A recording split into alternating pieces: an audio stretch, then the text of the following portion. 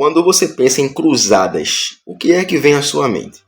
Geralmente pensamos em cavaleiros, pessoas muito capacitadas, com suas armaduras de ferro, com cruzes desenhadas em suas costas, homens altos defendendo a fé católica, a fé que já ocupa um grande espaço no Ocidente, ali na virada do milênio. E de fato, essa é uma perspectiva, é uma análise em perspectiva e o ponto de vista europeu e católico do que foram as cruzadas. O que podemos dizer é que não foi apenas isso.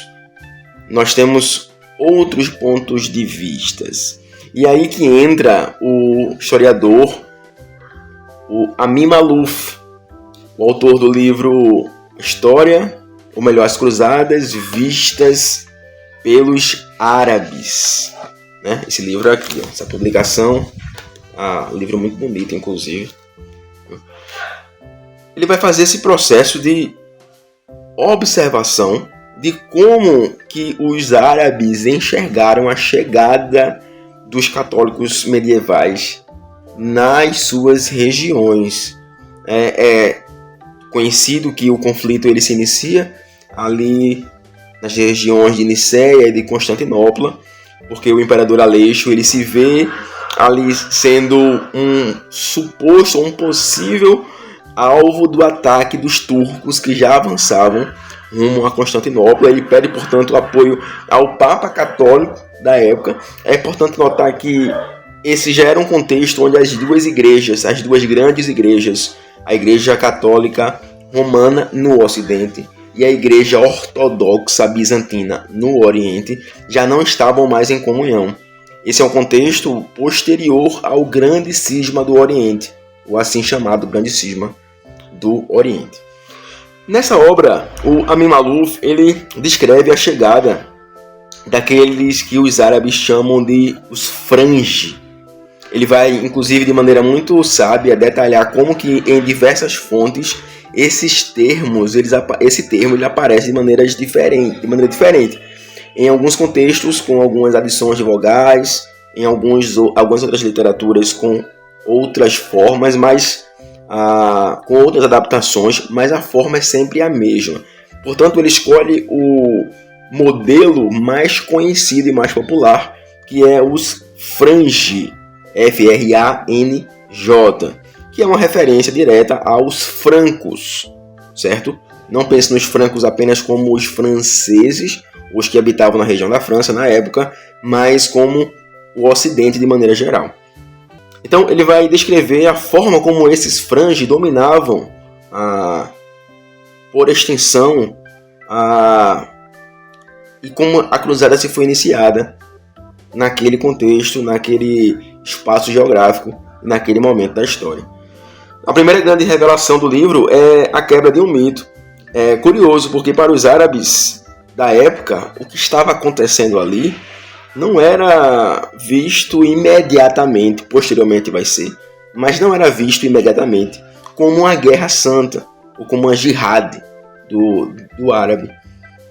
Também não era visto como o início das cruzadas. Vejam, a gente já dá um passo para trás, quando nós observamos a primeira cruzada, começando em 1096, a gente analisa e usa o vocabulário advindo de uma historiografia europeia, de uma narrativa que foi construída no Ocidente, que sim, é uma narrativa que narra do ponto de vista, é assim que nós fazemos história, né?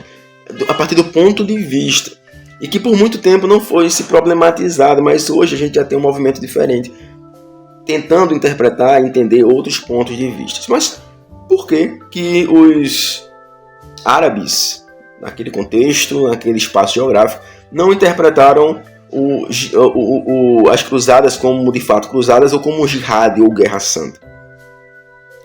Pelo simples fato de que o mundo islâmico no século XI estava profundamente fragmentado. Quando a gente vê o mundo oriental, a região do Mediterrâneo, a gente tem um grande domínio muçulmano, e isso é verdade, mas extremamente fragmentado. Cada região, os seus príncipes, os seus suldões, eles não Eles não prezavam por uma unidade islâmica como hoje se pensa muitas vezes. Mas cada um buscava os seus próprios interesses. Haviam rivalidades intensas naquele contexto entre os califados e os governantes locais. Muitas pessoas morreram assim, muitos líderes morreram assim, passaram a perna neles muitas vezes.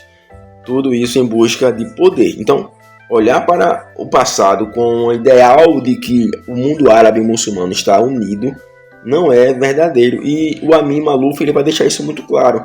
Mesmo sendo ele de origem árabe, ele vai deixar isso muito claro. Certo? Outra observação é que aos olhos dos cronistas ou historiadores árabes, os Frange pareciam apenas mais um grupo de mercenários e invasores bárbaros que estavam aproveitando justamente essas brechas de fragmentação do mundo islâmico na época. Eles não tinham dimensão nenhuma do que estava para acontecer nos próximos anos. 1096, a primeira guerra, o primeiro ataque europeu franco, e essa cruzada ela vai durar por alguns outros anos. Meu objetivo aqui é falar basicamente do capítulo 1 e do capítulo 2, certo? No capítulo 2, de maneira mais aprofundada, o autor vai mudar o tom radicalmente e ele vai dar um zoom, digamos assim, no que tem acontecido em Antioquia. Cidade da Síria, cidade importante da Síria, e o que tem acontecido naquele contexto, porque o ataque que começa na região da atual Turquia, ele vai descendo o sudeste, chegando até Antioquia. Antioquia que era uma das cidades mais fortes, mais importantes da época. Tem uma população ali de cerca de 40 mil pessoas. E é aqui que o choque da alteridade fica evidente. Ou seja, a forma como as duas culturas se enxergavam. Maalouf vai dizer o seguinte, que eles resgataram os escritos de cronistas da época, como Ibn al-Athir, enquanto a historiografia ocidental costuma romantizar a tomada da cidade. A perspectiva oriental registra o pânico, registra a brutalidade extrema e o desespero de uma população. Se é contado por um desses cronistas que, em certo momento, alguns cristãos que tinham sido expulsos de Antioquia, porque o líder, o chefe local, ele temia que aqueles cristãos que habitavam em Antioquia fossem se juntar, fossem se aliar com os francos cristãos que estavam às portas da cidade. Então ele diz, olha, os cristãos saem para trabalhar e na hora de voltar eles não são negadas a entrada. A entrada para eles é negada. Então eles ficam fora, as suas famílias ficam dentro. É claro que esse chefe ele se compromete a cuidar da família deles, e de fato cuida, não deixa que eles morram, seus filhos, suas esposas, seus parentes. E alguns desses cristãos que ficaram fora dos muros da cidade, eles vão servir de informantes para o chefe Sudão, o chefe de Antioquia, o chefe da cidade. Ele vai pegar informações dos cruzados, dos francos, vai levar para a cidade. Porém, os francos em algum momento percebem que há informantes no meio deles. E para talvez ameaçar, talvez colocar medo, nós não sabemos porque eles estavam com muita fome, né? Muitos dias sem comer, alimento escasso. Mas o que é relatado é que eles pegam um homem, eles espetam esse homem, assam esse homem vivo e comem a carne desse homem, dizendo que assim aconteceria com todo aquele que fosse desertar ou que fosse levar informações para os habitantes de Antioquia, para o chefe de Antioquia. Então isso é algo que choca um pouco, né? Estamos falando de pessoas cristãs, né? Entre aspas, cristãs. Em certo momento começa a haver tremores de terra também, é algo relativamente comum na região da Síria, na região da Turquia, ali. Chuvas fortes e É interessante que ele vai narrar que os cristãos eles começaram a tirar do meio deles as prostitutas, a cancelar os jogos de dados, a tentar aplacar o que eles interpretavam que era a ira de Deus. Mas a cidade só caiu, e de fato Antioquia cai depois de um cerco. Ela é sitiada por alguns meses, Antioquia cai, mas por conta de traições e divisões internas. Tem um personagem, que agora não me falha a memória, é o nome dele, que por ele ter sido pego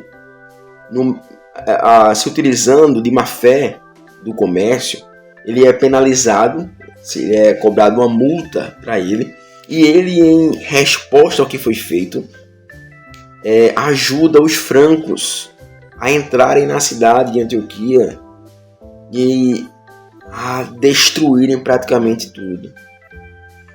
O capítulo revela, o capítulo 2, que a maior força dos cruzados não era apenas militar, mas sim a incapacidade do Oriente de responder de forma unificada. Veja, a fragmentação do mundo islâmico. Um dos principais personagens, ele vai pedir ajuda para outros reinos muçulmanos, outros califados, outras regiões. Vai ser negado, vai ser haver resistência. Um líder da Mesopotâmia, muito distante, a algumas semanas de distância do campo de guerra, vai atender a esse chamado. Ele vai se propor no meio do caminho a ir para uma cidade armênia que está sendo atacada, e vai chegar atrasado no contexto da guerra, e quando chegando na guerra ele vai querer tomar a autoridade que pertencia ao chefe de Antioquia, que já tinha fugido, mas pertencia ao seu filho por direito. Ele vai querer tomar isso. Eu concluo com uma reflexão. Analisar esses 2 capítulos nos mostra por que a história não pode ser contada a partir de uma única ótica, de uma única visão, de um único lado.